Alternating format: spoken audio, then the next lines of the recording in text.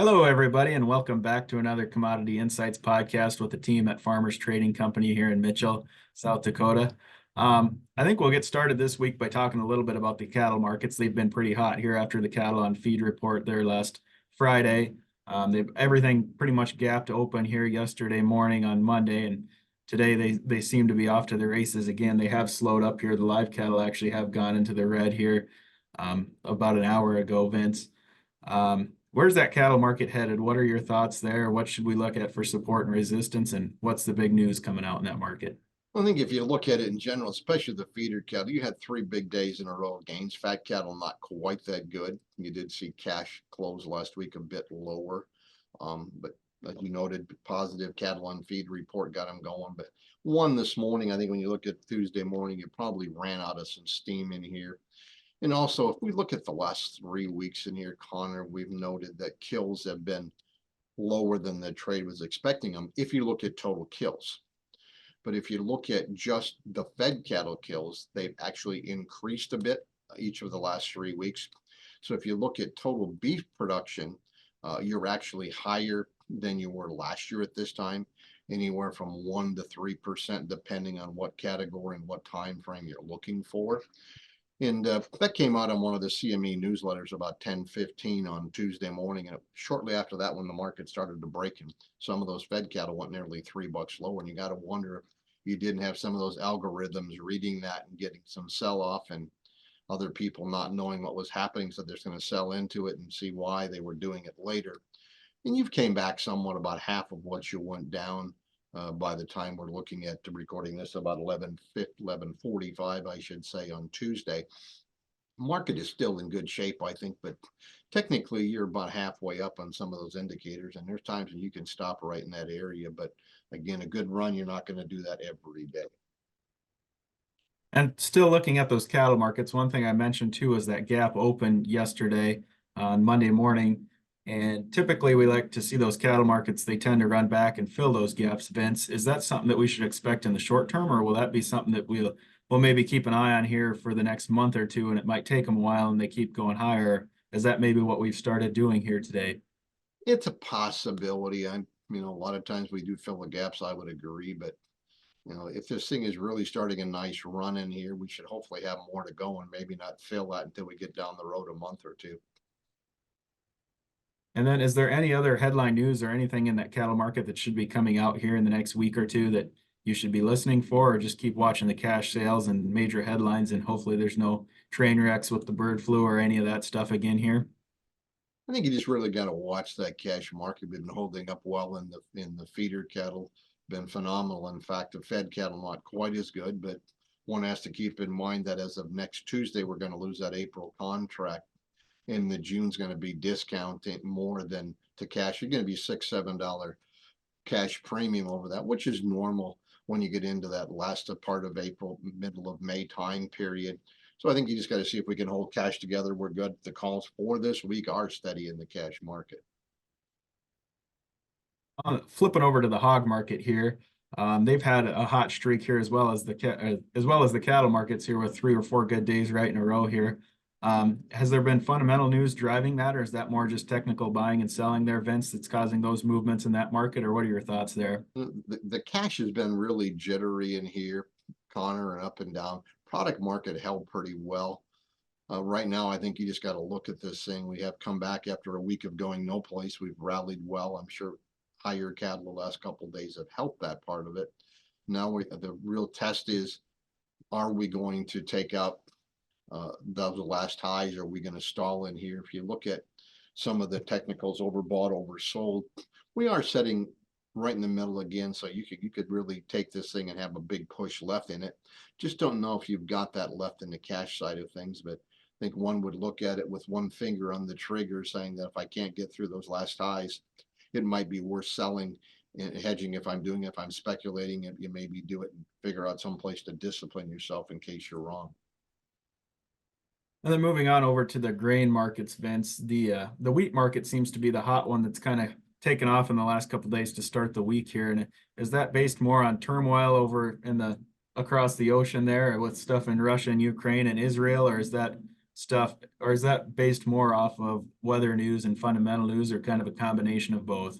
I think it's somewhat of a combination. You've looked at some stories the last couple of days, Connor, of how exports are about where they thought they'd be, but they're going to start slowing down. I think on Monday morning there was some talk that Russia was going to put $100 a ton export tax on the wheat.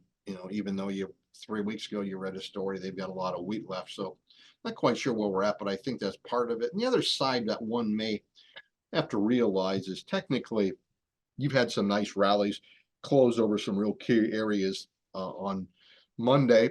And I think that's a positive thing. And maybe you're getting some of these shorts in all the grain markets saying, maybe I need to get to the sidelines for right now and see what happens. And then, yeah, looking back at the corn market there, Vince, it seems like we're kind of running into some resistance on the top end of that channel that we've been in. Is there enough news out there to get that to break through that channel, or is this just where we're going to stop here for the short term and keep going sideways? Thoughts there? We haven't proven anything yet. One has to be impressed on Monday's close.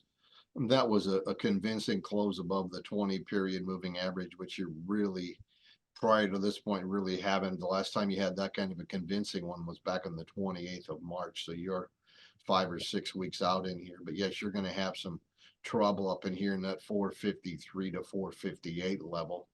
Maybe you can get through it, maybe you can't. But much like the hog market in here, technicals would tell you there could still be some more to go to the upside, but I think you just monitor it day by day.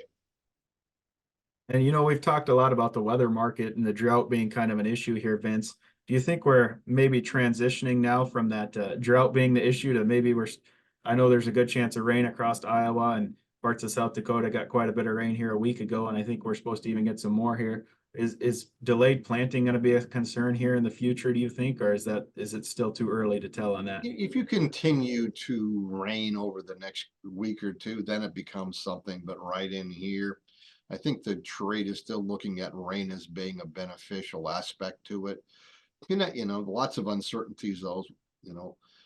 We're looking between escalation between Iran and Israel, as you talked about before, and you've got the Ukraine did some drone attacks in some of those critical areas of Russia, and weakening their defense a little bit and some of those things. And you just kind of wonder if somebody on the investment side isn't saying, maybe I need to pull my horns back in and see where this thing goes. Last week on that commitment of traders report on the soybean side, you weren't that far from record shorts by these guys. And when you get there, especially this time of year, maybe we can take it into that second week of May. But somewhere here, you're going to get a turn. And whether we did it or not yet, I'm not sure. But at least it's good to see something can happen. And talking about the soybean market kind of last here out of the grains, it feels like it's kind of been left behind by the corn and the wheat. They both had some pretty good days. The beans have had some green days here, but they're definitely not looking as pretty on the chart. They're not out of that or above that 20 period moving average like you talked about with the corn. And so is the soybeans, excuse me, going to drag the corn and the wheat down here too? And they're all going to kind of stick together? Or what are your thoughts with that soybean market? I think you have to look at that one, Connor, and tell yourself that last week, Friday, if you looked at things, you could have did it Thursday. One of the keys that we watch is 93 3/4 cents off a bottom or a top is a trend changer. But the front 3 months have to do that. As of late Thursday and into Friday, only the front 2 contracts that did it. Many times you can get a pretty good pop out of there. You're 35 cents off of the bottom in that July bean. So I think what you're seeing is technical. You're right near that 20 period moving average as we have this podcast that we're doing. Let's see how we close the day and how we close the week out. But would I be surprised to come back and maybe you put another 20 to 30 cents on yet before you stop? No, that's quite likely. I think South American weather, we did see some rains and continue in that Argentina. They're quite a bit behind harvest from where they normally are, and still looking at some potential disease problems there affecting quality and quantity of those beans coming out of Argentina. And then one other thing I guess I wanted to note on the week here is that we noticed was that the diesel market is back towards the bottom of its trading range. I know we've talked about this a lot on previous podcasts, but if you still have some fuel needs to lock up for the spring, it might not be a bad place to do it here if you can get toward the low ends of what we had yesterday or today. It'd be worth talking to your fuel rep about that. And then with that being said, Vince, are there any other closing thoughts or any of these markets or anything that you saw interesting here this week that a guy should be watching for or keep an eye out? Nothing on the grains that I think if we were above key areas and whether we can keep going, I think only time will tell us. Uh, if you're a cattleman, especially in the feeder cattle side of things, we've had a pretty good run for 3 days in a row. In near Tuesday's high in that August feeder cattle, which was 260.60. From there to a buck or two higher net, maybe a place to put some hedges in place if you need to have some protection. Might just be short term, but market's going to get a little tired in here, I think, short term, but overall should look okay. I think with that being said, we'll wrap up this week's podcast. If we could be of any further assistance to you, give us a call at Farmers Trading Company. Our number is 605-996-6500 and check out the website farmerstradingco.com for more information. Thank you.